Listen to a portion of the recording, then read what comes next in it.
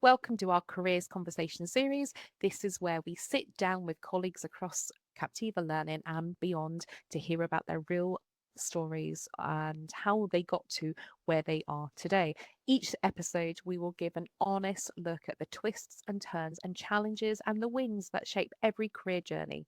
Today, I'm joined by Lisa, our head of development, and I can't wait to hear about your career path. So, welcome, Lisa. Thank you for having me. It's good to be here. Yes, thank you very much for your time today. It's brilliant. So, should we kick off with a question of, can you tell me a little bit first about your current role? What do you actually do here at Captiva? So, I am currently head of development and I lead on our client engagement and admissions across our three brands for Captiva, which includes our support, leadership, and youth worker degree apprenticeships. And I kind of see my role as a professional bridge builder, if you like. I spend quite a bit of time translating quite technical requirements into actionable business outcomes, for want of a better phrase. I work with a huge amount of stakeholders internally and externally. And they often, especially internally, have quite different agendas and quite different priorities. So a lot of my work can be around innovation and strategy and design, but then it's really absolutely about how we apply that in daily operations and make sure that those plans and those strategies are doable on a daily basis, and business as usual is a huge amount of what I do around that strategy and that planning. I have to say, I absolutely love that phrase that you use, which was professional bridge builder. I think that goes for quite a lot of people who have to kind of transition or work across those teams. I'm going to use that phrase now from now on. So thank you for that. You're welcome. And you have such a mixed and varied job as well, don't you? I I hear do. about what you do. So, but what actually really kind of inspired you in your first kind of move into this education sector? What was your background? What did you do before? Oh gosh, I've had so many different jobs, and it's really interesting because I worked I've worked in education for a long time in different guises, and I think my career path has moved in so many different aspects, and it's always been in industries or in roles where I work with people, and I have been able to develop that as I've gone through. I've worked in education for the majority of my career, and it's always been an environment that promotes learning. So learning is absolutely my passion. I'm a lifelong learner professionally and personally. So I think this work really aligns with my values as an individual and the integrity that I work to. And I think that's why I work in this sort of environment. Brilliant. And I absolutely love that you said that you are a lifelong learner because I think that's what everyone is. Even if you don't realize it, you're always learning something new. Mm. Um, so I know before we kind of started recording today, you told me a little bit about your first ever job. What, Can you my tell me a paper little bit round? about that? Absolutely, your paper round. What do Yes. you think that your paper round kind of installed? What kind of, if you want some values or morals or beliefs, what do you think that installed into you from a very early age? I think I'm a hard worker. I always have been. And it's that sense of purpose from a really young age. I'm not from an affluent background. We were instilled from a very young age, and this is something that I instilled in my son as well, is that a family is teamwork. And I wanted to earn my own money very early on, and I'm a really early riser. I have been from a very young age, I still am. And doing that paper round, getting up every morning, gave me structure, it gave me a sense of purpose, and it gave me money. And with that money, back in those days, very early days, it gave you that freedom to do things that you might not necessarily do if you were in a situation family wise where money wasn't in abundance, and that's what that job gave me, and it started from there really. I think that's brilliant. I think what that's probably also installed into you is I'm going to say this word, which is resilience as well over time and how you can quickly adapt to different situations. So with Absolutely. that, did your I know you said about you've always worked in education, but was that always a planned career or has it kind of more naturally formed over time?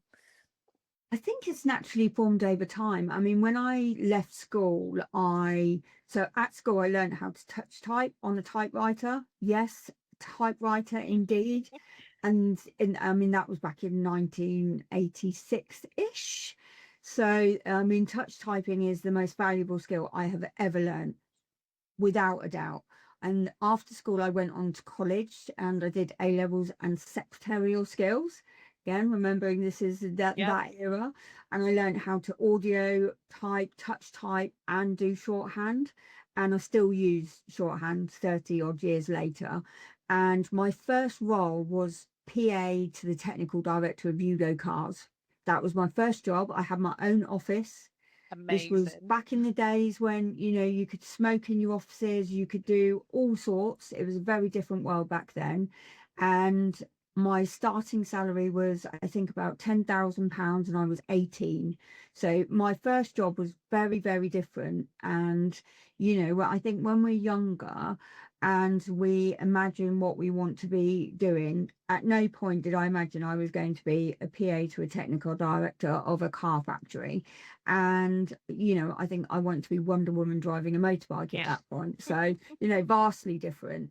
And I think the journey into working in education and started off in recruitment, and, Okay. that pathway into working with people and supplying staff into schools came much later on when I started in leadership, having done a recruitment through journey through recruitment in a different way.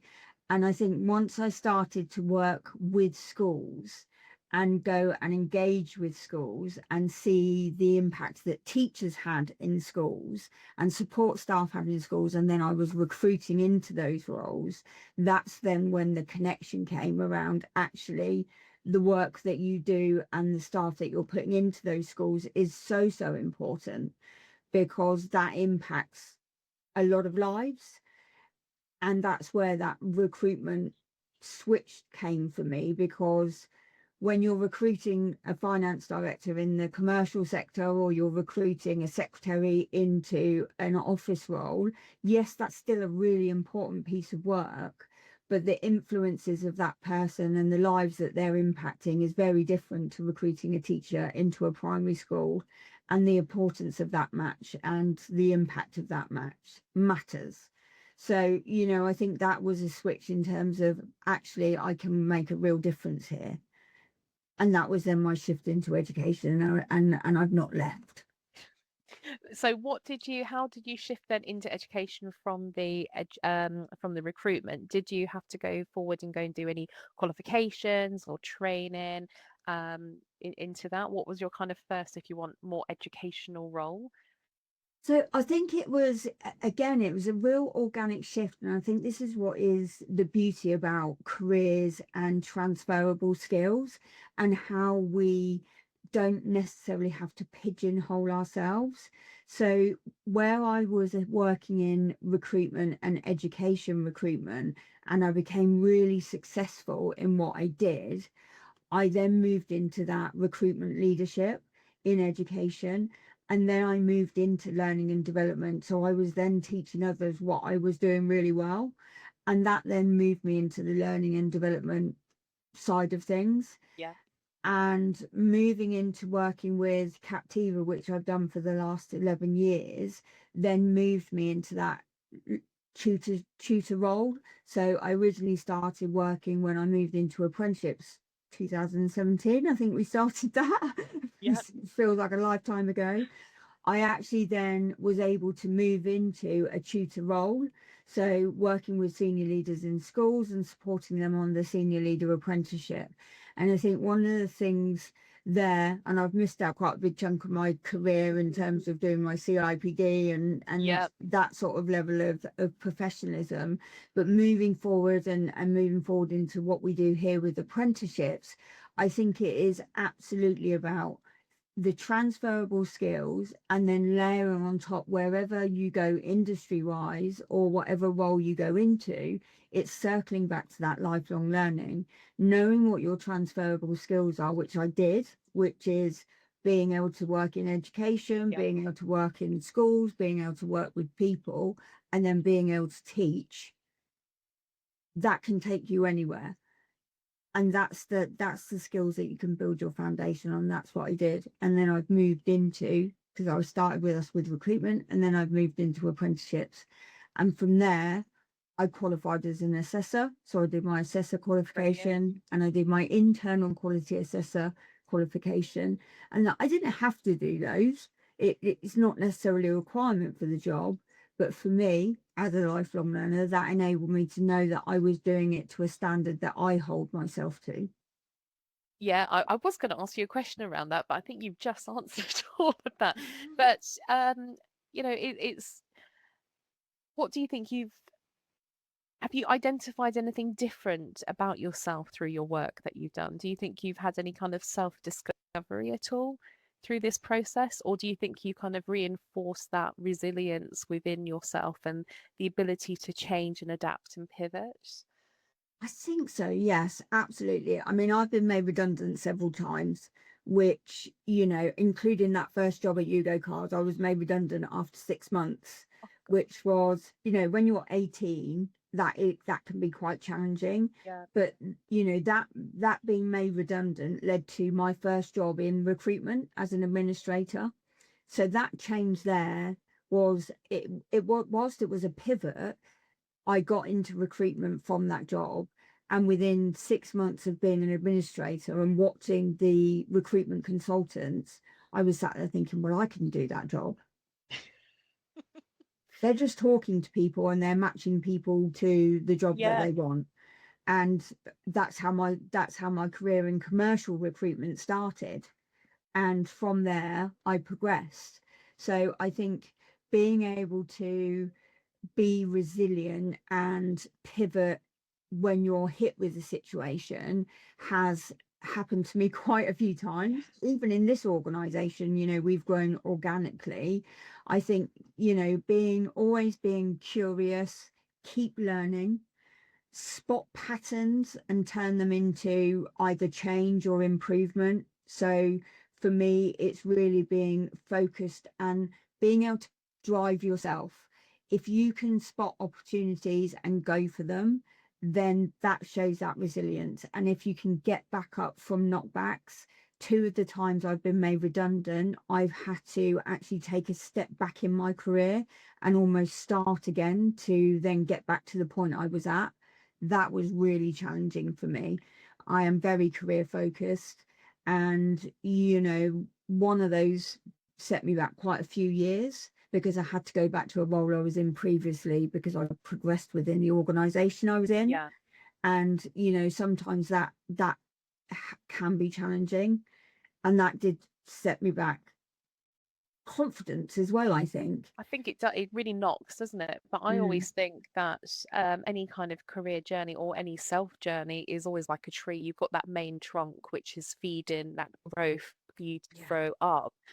And in a way, you said about these knockbacks that you've had about your, the two redundancies, and it's almost like the game of the monkeys that you put up the tree and then they fall down. It's Mm, like that. The branches, you're nourishing that tree to put the branches out to capture you, to kind of underpin, to grab you, so you can then start climbing through the branches again to get back to where you want. And absolutely. it's absolutely fine, I always think, to kind of go, right, I'm going to actually then reset and go, I'm going to enter this here, which might be slightly lower to where you were before. However, it's that next step, that next kind of branch growing upwards that's going to really help you. Um, Absolutely. Yeah. So, just to ask you about what do you really enjoy about your current role? I know you said, you are the bridge that keeps everyone, you are the bridge builder, but what keeps you kind of getting up every morning to go, right, what do you enjoy about even the working environment? So the people that you might work with. And I think that's probably the biggest enjoyment. We have such a diverse connection of stakeholders internally and externally. So internally, we have a group of people that are very similar in terms of we are here for our customer and we are here for each other. That kindness that threads through the engagement that I have with colleagues is undoubtedly there every day. And there are people that will help, and there are people that I have real synergy with. And what I mean by synergy is there I know where my strengths are. I know what I'm really good at, and I also know areas where I perhaps don't enjoy elements of the job, like figures, numbers. Yes. I know I have to do them and I do them, but it's not my areas of strength. But I know people that I work with, there is their area of strength. And I can go to them and say, can you just have a quick look over this for me and make sure I've not missed anything or I've got my numbers back to front? And they will absolutely look at it for me to make I sure think it's that's going out. vital, isn't it? It's Yeah, having that absolutely. network of support around you in Yeah, work and outside of work as well. Always need someone cheerleading for you on the sideline. absolutely. And I So really love yeah, that I get to coach every day and see other brilliant. people grow. That's my passion, is coaching, and being able to use that in my job every single day I think you have a is qualification coaching, don't I you? do, yes, yeah, I Yeah. have, well remembered. I have a master's in leadership coaching and mentoring. I think that is such a vital role to have, or vital qualification to have, especially in this industry that we work in. So, do you think? So, you said and that's a daily use. You think you use those skills? Absolutely. Yes, I've used that my coaching throughout my whole career.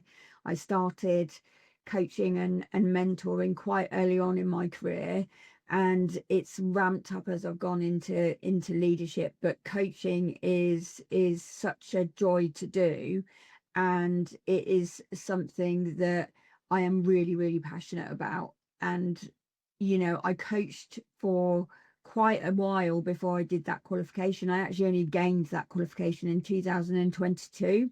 I'm also a member of the Association for Coaches.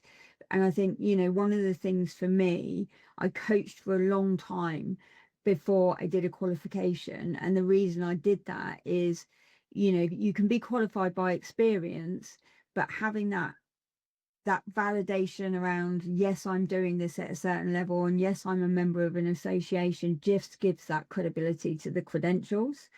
Yeah. I know that I've got good experience as a coach. I know I've got great feedback as a coach, but actually doing that qualification for me was that, okay, yes, I know that I'm working at this level and that I can continue to work at this level And it and gives you beyond. confidence, doesn't it, Yeah, as well? absolutely. New Yes, validation, absolutely. your confidence. And I think it's always good to have other things that may not be directly linked to your own job at the moment. So you've always got this Absolutely. tool bag. If we're talking about resilience, then you've got many different things under your belt, and you've got Mm. this tool bag. As I always think of this doctor's bag that you kind of open, the old-fashioned doctor's bag, and that you can pick up any qualification that you've done from there, from your lifelong learning, and Yes. go, right, something's happened in this stream. I can now pivot and change to this bit. Mm. Um, just before we finish today, what do you think, if there was a piece of advice or careers advice that you could give your younger self, Oh gosh. um, what would that be? I think trust your instinct and don't be afraid to move out of your comfort zone. I have worked in different industries, and sometimes in my earlier stages of my career, and that potentially could have been because of the volume of redundancies that I had in a couple of instances, would be to say keep going. You are working for a long time, and where you start is not necessarily going to be where you end up. Yeah, I think that's brilliant advice. I just want to say thank you so much for taking the time out and having a chat with me today. That's been really insightful. And I think it's been great to hear about, we've talked about this resilience, these transferable skills, and actually you being a lifelong learner as well. And I think that's what we can really take away. Just before I let you go, I just want to ask you 4 last questions. Don't think about it, just say the first answer. Okay, Okay. tea or coffee? Water, I don't have caffeine. Ah, early bird or night owl? Very early bird. One word to describe your job Fast paced. and your favorite podcast, book, or a quote, even. Gosh. Eleanor Roosevelt, nobody can make you feel inferior without your permission. Wonderful. Lisa, thank you so much for your time and have a lovely rest of your day. You too. Thank you for having me. It's been lovely speaking with you, Roz.